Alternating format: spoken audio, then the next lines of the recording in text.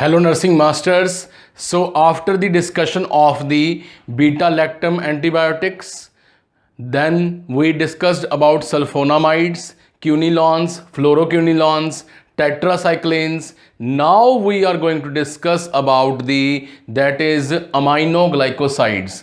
aminoglycosides drugs जो हैं ये भी हमारे प्रोटीन सिंथेसिस इनहिबिटर कैटेगरी के अंडर आते हैं। प्रोटीन सिंथेसिस इनहिबिटर कैटेगरी के अंदर आते हैं जिसमें हमारे टेट्रासाइक्लिन्स जो हैं बैक्टीरिया के सेल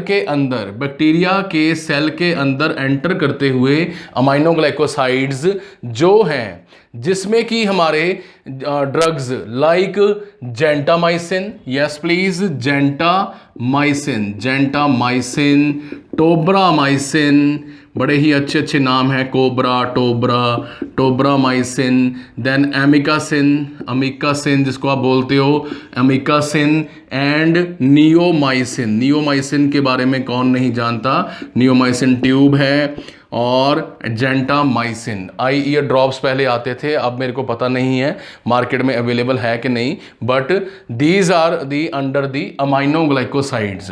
तो अमाइनोग्लाइकोसाइड्स ड्रग्स जो हैं, मान लीजिए ये अमाइनोग्लाइकोसाइड है हमारा मॉलिक्यूल स्टार शेप, ये करता क्या है, जैसे ही ये सेल के अंदर यानी कि इसके मैकेनिज्म ऑफ एक्शन के बारे में बात करें तो जैसे ही ये सेल के अंदर एंटर करता है तो ये हमारे दैट इज राइबोसोम, हर एक सेल के अंदर राइबोसोम है। तो राइबोसोम के दो पार्ट्स हैं, लार्जर यूनिट एंड स्मॉलर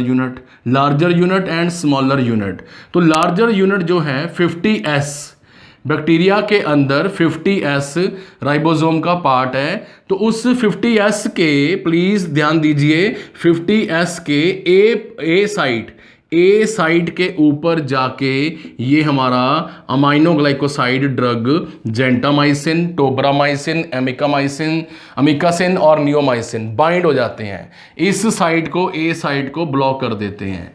तो ऑब्वियस है कि जैसे ही ए साइड ब्लॉक होगी तो यहाँ से एंटर करने वाला टीआरएनए हमारे प्रोटीन्स एंटर तो करेंगी बट आगे मूव नहीं कर पाएंगी, जिसके कारण एमआरएनए प्रोटीन्स नहीं बनेंगी। जो हमारी टीआरएनए प्रोटीन्स हैं वो एमआरएनए प्रोटीन्स नहीं बनेंगी, mRNA proteins, messenger RNA proteins नहीं बनेंगी। तो ऑब्वियस है प्रोडक्ट तैयार नहीं होगी तो सेल अपनी जो एक्टिविटी है, जो सेल वॉल सिंथेसिस है, जो भी काम ये कर रहा है वो रुक जाएगा। यानी कि न्यू प्रोटीन्स को हमने सिंथेसाइज होने से इनहिबिट कर दिया। ये हमारा अमाइनोग्लाइकोसाइड जो ड्रग है ये बड़े अच्छे तरीके से कर लेता है। इसके अलावा एमआरएनए प्रोटीन को मिसरीड करना, गलत कोड जो है वो यहाँ पे डिनोट करना ATGC में, तो इसके कारण भी हम जो है यहाँ पे अमाइनोग्लाइकोसाइड से बैक्टीरियोस्टैटिक जो एक्टिविटी है, न्यू प्रोटीन्स बनेगी नहीं, जिसके कारण हमारी जो है सेल की ग्रोथ, सेल की मल्टीप्लिकेशन वो रुकेगी। तो ये तो था इसका मैकेनिज्म ऑफ एक्शन। इसके अलावा आपने ये भी बात याद रखनी है कि ओरली ये जो ड्रग्स हैं ये पुअरली अपना क्या होते हैं, पुअरली अब्जॉर्ब होते हैं ओरली। अगर हम इनको ओरली देंगे जेंटामाइसिन, टोब्रामाइसिन, अमिकासिन, तो ये पुअरली अब्जॉर्ब होते हैं। But we can say IM और IV ये बड़ी अच्छे तरीके से जो हैं अब्जॉर्ब हो जाते हैं और ज़्यादातर ये IV ही दिए जाते हैं, ठीक है जी। और ये बड़े ही जल्दी ही बॉडी में डिस्ट्रीब्यूट भी होते हैं। यही तो मैंने पढ़ाया था फीचर्स ऑफ गुड एंटीबायोटिक में, स्टार्टिंग में फर्स्ट पार्ट में, कि features of antibiotic, good antibiotic जो कि है कि वो बड़ी जल्दी ही टिश्यू में डिस्ट्रीब्यूट हो जाता है और इसकी कंसंट्रेशन जो है बड़ी जल्दी थेराप्यूटिक लेवल पे पहुंच जाती है। तो बात करें अगर अमिकासिन के बारे में, सबसे पहले अमिकासिन के बारे में, इसकी डोज के बारे में, तो इसकी डोज जो है जी वो हमारी 250 mg पर ml, ये जो है इंजेक्शन फॉर्म में है 250 mg पर ml इसकी डोज है, 250 mg पर ml। इंजेक्शन फॉर्म में अमिकासिन ज़्यादातर मार्केट में अवेलेबल है। और ये जो ड्रग है ये सीवियर सिस्टमिक इन्फेक्शन किसके लिए यूज़ किया जाता है, please note it down, severe systemic infection, please note it down, severe systemic infection use मैं बता रहा हूँ आपको हमारे अमिकासिन के, ठीक है। CNS इन्फेक्शन हो जाए अगर, CNS इन्फेक्शन तो ये नोट कर लीजिए, CNS इन्फेक्शन। उसके बाद हमारी रेस्पिरेटरी ट्रैक्ट इन्फेक्शन UTI। तो मेन जो हमारे सिस्टम है उसकी इन्फेक्शन आपने रेस्पिरेटरी इन्फेक्शन, देन जी हमारी UTI, GI इन्फेक्शन, पेट में भी तो इन्फेक्शन हो सकती है, GI इन्फेक्शन। तो ये जो हैं ट्रीट की जाती हैं with the help of amikacin.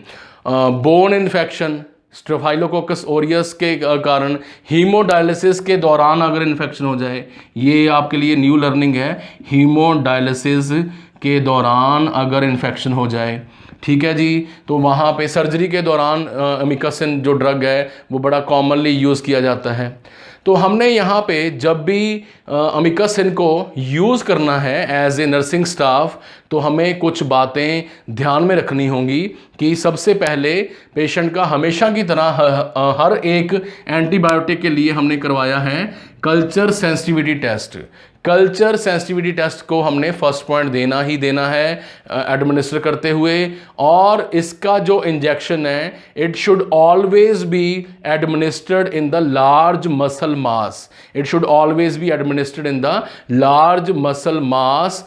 और हमने इस मेडिसिन को डाइल्यूट कर लेना है किसमें, हमारी डेक्सट्रोज 5% में, डेक्सट्रोज 5% में जो ग्लूकोज की बॉटल है उसमें हमने इसको डाइल्यूट कर लेना है।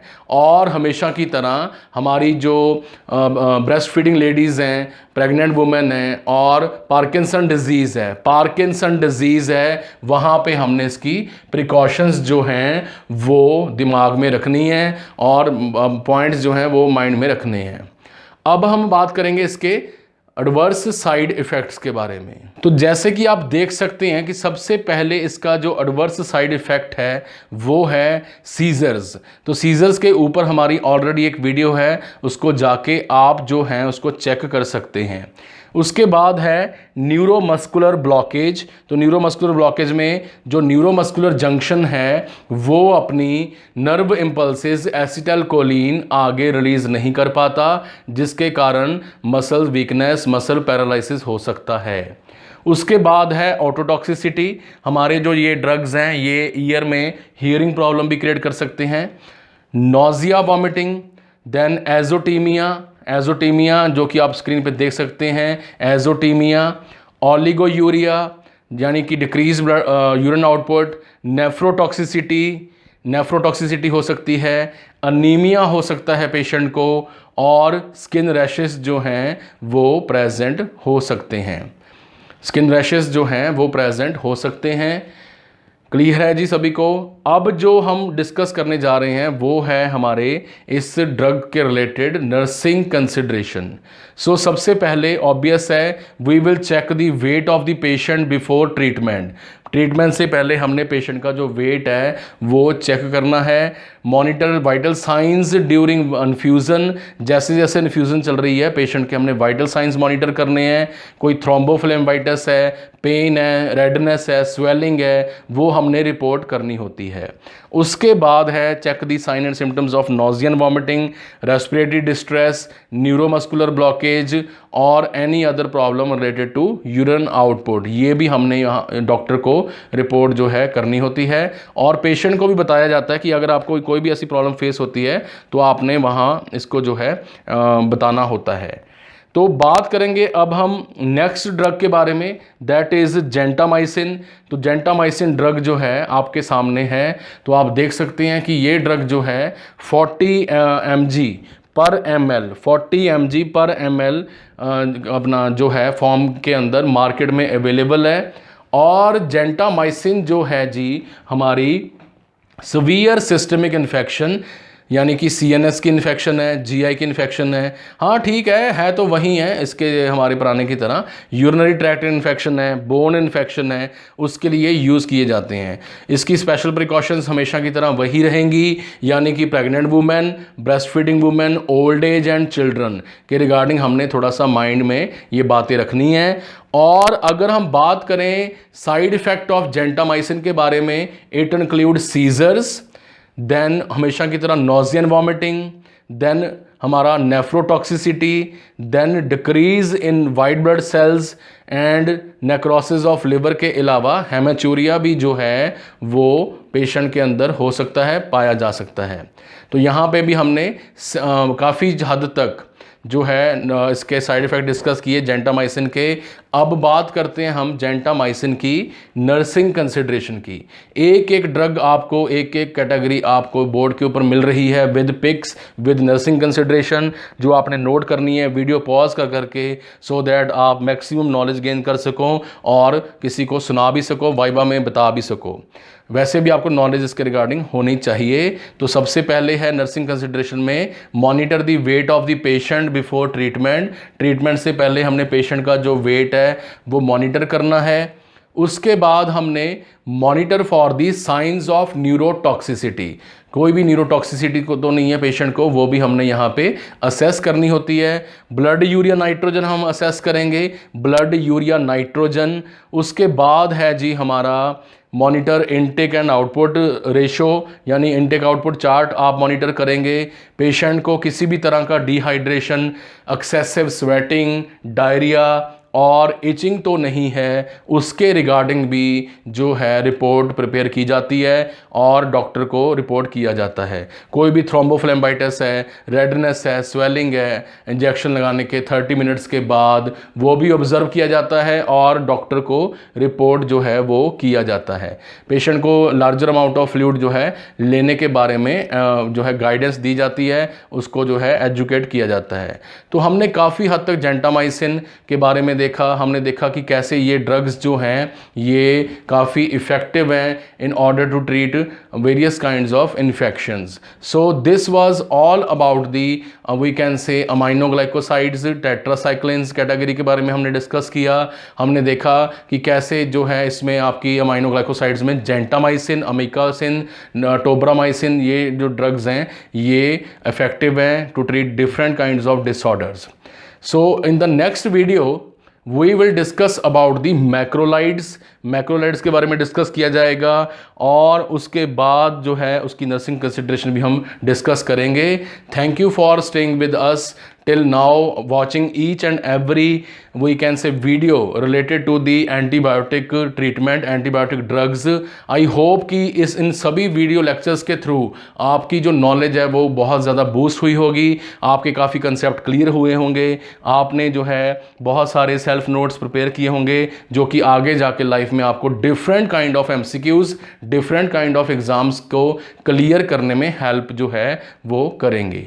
सो once again thank you for watching.